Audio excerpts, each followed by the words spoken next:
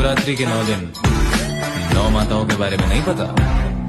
आओ तो मैं कहानी सुनाता हूँ। पहला रूप शैलपुत्री सती रूप अवतरित, तृतीय है ब्रह्मचारिणी शिव को जो समर्पित, चंद्रघंटा वो जिनके मस्तक पर चंद्र विराज,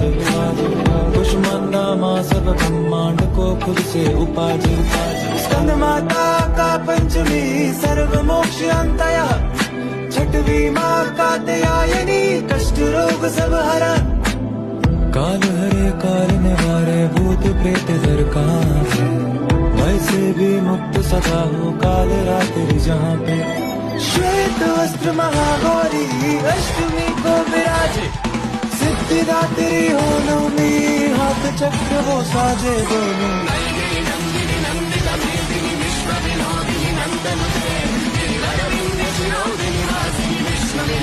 विश्व